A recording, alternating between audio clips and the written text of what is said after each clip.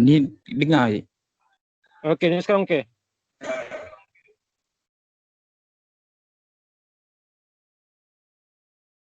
Assalamualaikum warahmatullahi wabarakatuh. Waalaikumsalam. Saya bersama kawan saya daripada pelajar Kolej Fikrah ingin bernama Muhammad Haris Azizi beserta saudara saya Saifullah ingin bertanyakan kepada Tuan tentang sedikit tentang pengurusan manusia di sebuah company Boh di Cameron Highland. Okey. Okey. Pertama sekali saya ingin bertahukan nama Tuan siapa? Okey, saya Jafar bin Hassan. Saya bekerja sebagai penyelir ladang di Cameron Highland ni, Boh Estate dah lebih 22 tahun dah. Okey cik, boleh kami panggil nama Tuan apa? Saya Jafar aja. Tuan Jaafar. Okey Tuan. Boleh cerita sedikit tentang company Tuan? Company saya ni Boh Plantation, tapi saya bekerja dengan Boh Estate, anak sama juga dengan Boh Plantation. Ini tempat ni penanaman teh. Penanaman teh yang terkenal di Malaysia lah, di dunia pun terkenal juga. Start dari tahun 1929 dah tanam dah teh ni. Okey Tuan. Okey Tuan. Tuan kerja di company tu sudah berapa lama? Saya masuk company ni dari tahun 1987.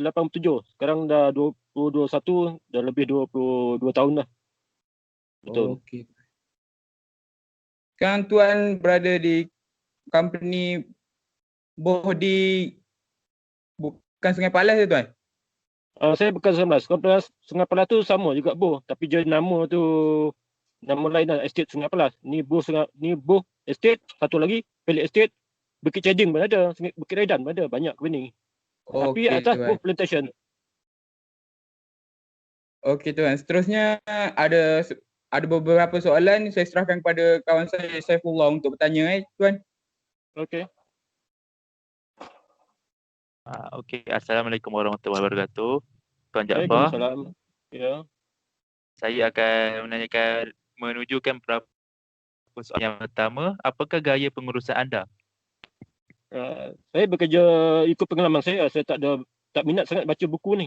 Berdasar pengalaman saya bekerja secara berkumpulan. Disebabkan tempat saya ni masalahnya banyak sebab dia pekerjanya semua bukan dari Malaysia saja, di luar negara, Indonesia, Nepal, Bangladesh, Sri Lanka, India, asli Melayu India. Jadi kita berdasarkan pengalaman sebab mereka ni tak tahu bahasa kita, kurang tahu. Jadi budaya kita pun tak tahu. Tempat kerja pun tengoklah. Tempat terbuka dengan ada binatang buas pun ada, ular, tebuan dan gunung ganang, musim sejuk, macam-macam risiko yang ada sini. Jadi berdasar pengalaman saya kerja, saya bekerja dengan cara berpasukan. Bukan seorang. Kita ada mandu dan ada pekerja-pekerja yang kita latih lah supaya boleh mengikut disiplin dan tidak membahayakan pekerja. Pekerja yang lain-lain lah, termasuk pekerja perempuan asli semua. Jadi macam-macam risiko di sini. Bukan seperti di tempat yang lain. Kalau di bangunan-bangunan tu, kita bolehlah satu tempat. Ini tempat terbuka. Faham-faham sajalah. Kadang musim hujan lagi, COVID lagi. Ya itulah. Kita pastikan tempat persekitaran selamat. Supaya orang seronok bekerja. Itulah gaya saya lah.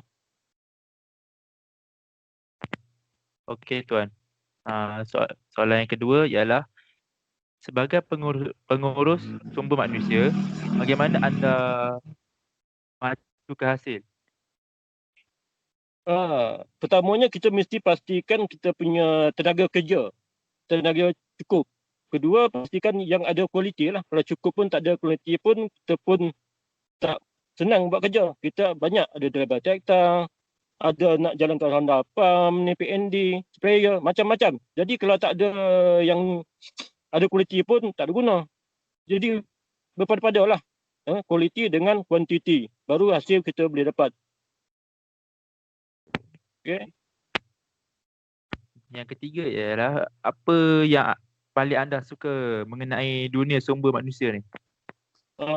Sebab dunia sumber manusia ni dia ada jadi perantaraan Jangan majikan dan orang tengah. Jadi kita sebagai orang tengah, kita tak boleh berpihak pada salah satu. Kita berpihak pada dua-dua. Kita orang tengah. Jadi pada pekerja pun kita berpihak, pada majikan pun kita berpihak. Kita ambil tengah. Dan kita sebagai planner, kita akan membuat perancangan. Perancangan supaya menambahkan hasil dan menambahkan memberi kuantiti kerja. Hasil ni lah. Dan nilai-nilainya bermaksud ni kita tidak boleh memastikan tenaga kerja tidak berkurangan. Kalau berkurangan kita ada masalah lah. Pastikan tenaga kerja kita cukup dan bagi bonus mereka supaya tidak lari lah. Macam-macam lagi insentif kita nak bagi. Nak terang pun panjang lagi lah. Okay. Yang keempat, huraikan tempat kerja yang paling sesuai untuk Cik Jaafar. Kalau bagi saya, pengalaman saya, tempat ni kira dah sesuai dah. Sebab kita dia dibagi rumah secara percuma, air pun percuma, dapat lagi kemudahan sekolah pun dekat, dengan klinik kesihatan pun, estate pun ada. Jadi kalau kemudahan kita memang berpastilah, cuma dari segi ada sikit-sikit yang kekurangan lah, seperti masalah-masalah anjing liar ni. Bukan anjing liar lah, anjing yang terbiar ni. Tak boleh nak buat apa dah. Itu je masalah-masalah yang kita hadapi ni. Tapi anjing sementara ni taklah mengganggu sangat. Tapi masalahnya tu lah. Tak boleh bertindakan. Sebab bila kita ambil tindakan, jadi ada satu jabatan ni yang tak boleh menghapuskan tanggung-tanggung macam ni lah. Dia akan faham je lah, datang ada satu jabatan NGO ni. Jadi kita tak apalah, biar sajalah. Okey, yang terakhir ialah huraikan pengalaman sukar yang Cik Jaafar lalui dengan majikan, pengurus, rakan kerja dan bagaimana Cik Jaafar menanganinya. Kalau bahagian pengurusan ni kita tak ada masalah dengan pengurusan, cuma bahagian HR ni kadang-kadang dia tak menilai seseorang tu dengan mengikut prestasi kerja. Dengan bonus pun tidak menilai lah. Sebab kita bukan nilai perseorangan, kita dinilai keseluruhan. Jadi susahlah kita nak buat tu satu orang kata nak make grade tu tak dinilaikan saya perseorangan lah. Tapi masalah dengan pekerja itulah, jadi saya kata seperti bahasa je lah. Macam mana kita nak cakap dengan bahasa Nepal? Tahap sajalah. Kalau dari India datang, macam mana kita nak terang semua dia? Disiplin semua, masalah semua. Jadi kita kena lantik satu orang wakil ataupun kita jadikan dia mandu dari orang luar seperti orang Indonesia, Nepal, Bangladesh, kita lantik dia mandu, kita latih cakap bahasa Malaysia. Sebab sini tak berapa sangat pakai Inggeris, jadi kita lebihkan pada bahasa Malaysia. Bila kita latih, kita jadikan dia orang tengah. Supaya boleh bercakap dengan bahasa-bahasa dia orang lah. Itulah yang paling sukanya. Yang lain suka tu ada juga. Kadang-kadang kita kena sangat terbuan lah. Kena patut ular. Macam-macam ni ladang kan. Ladang tahu je lah berapa luas. Ada lagi?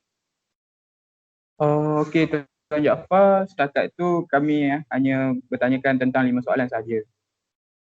Nanti kalau ada apa-apa lagi, kami terus direct ke Encik Jaafar je lah untuk bertanya. Okey.